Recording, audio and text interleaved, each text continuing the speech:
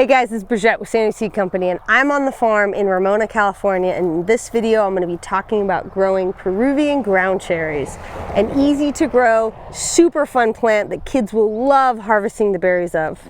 Now, with a lot of different berries or fruit varieties out there, why would you want to grow something like Peruvian ground cherries? Well, first of all, they're so easy to grow. You can grow them in the most marginalized areas of your garden. The plant gets very big and happy. You get tons and tons, I mean buckets and buckets of these berries that you can enjoy. You can make jams, you can eat them raw, you can dehydrate them.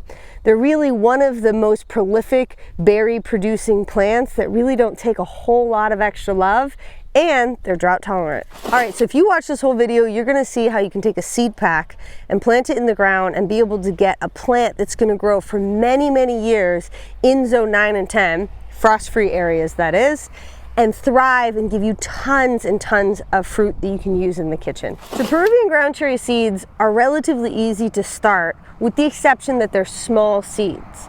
Now, we have tons of videos on how you start small seeds and all the pro tips and tricks you need to know to get the best and quickest germination out of really tiny seed. And for that reason, because they're small, it's usually a better idea to plant them in a transplant and then plant them out into the garden. And that's because in a transplant form, you have more control and you can actually get better germination and get more plants. Now, the funny thing about Peruvian ground cherries is once you plant them in the garden, you're gonna see volunteers pop up all over, and you can actually dig up those volunteers and move them to other parts of the garden or share with other gardeners. But if you've never grown them before, starting the seed in a transplant form and transplanting them out is gonna give you the best success rate possible. Now, this leads into the next part, and probably one of the most critical facts or things to consider about Peruvian ground cherries is you have to think very carefully about the placement of these plants. As you can see, they get really big. So these are not necessarily a plant that you would want to put in your garden box unless you wanted to take over the whole garden box, which most of you probably don't. And what's great about these plants is they really thrive in the most marginalized parts of your garden.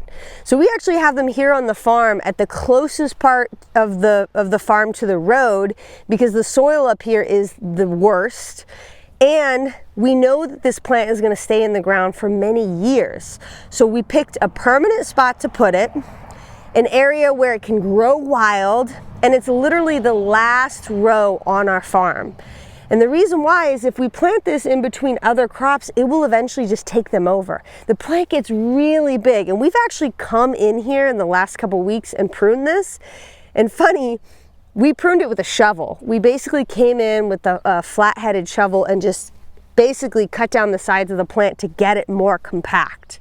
So that's really important for you to know. Do not put it in your prime spot in your garden, in your birdie's bed or your garden box. Put it in the back towards a fence. It's a perfect plant for a permaculture garden, a food forest, or even an area like public gardening spaces where it can kind of grow wild and kids can pick the berries as they want them.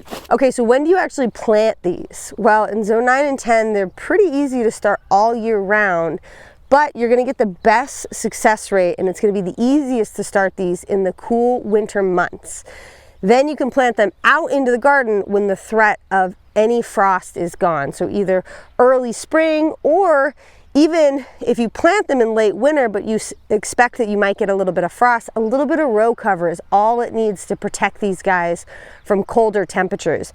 They're extremely hardy plants. It is a wild relative of tomato, and they really don't need a whole lot of extra protection, except if you're gonna get a hard freeze, that will kill them.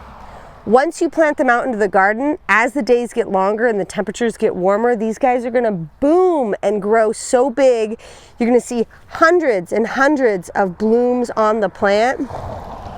And those blooms are going to be an indicator that very soon you're going to be on your hands and knees looking for berries. So the thing that makes me sad about people who come to the farm and taste our Peruvian ground cherries is when they get one that's too tart and they go, I don't like the flavor of that. Well, that's because you didn't pick the right one. Peruvian ground cherries, as the name explains, are a plant that is going to drop its fruit on the ground when it is the most happy. If you look through this plant, you're gonna see you have tons of green ones that really look almost like tomatillos. These are nowhere near being ready. The best tasting fruit are gonna be those that fall on the ground. So you can see something like this. This guy, not ready, green, looks like a baby tomatillo. No flavor in that. This here, when the husk turns white, and you can smell it. You almost always know that it's a good fruit when it has this like tropical, sugary smell to it. You know it's gonna be delicious. Oh yeah, so good. And that's what makes it so fun for kids, is they get to get on their hands and knees, and adults. I'm a kid too at heart. Come in here and scrounge around and find more berries that have fallen onto the ground. This one here, it doesn't have that distinct orange color, and it has almost no scent. So that's gonna be really tart and acidic. I'm gonna look for a beautiful, so this one, absolutely perfect. This, literally it's going, big, plump, absolutely sweet smelling. And a flavor explosion in your mouth.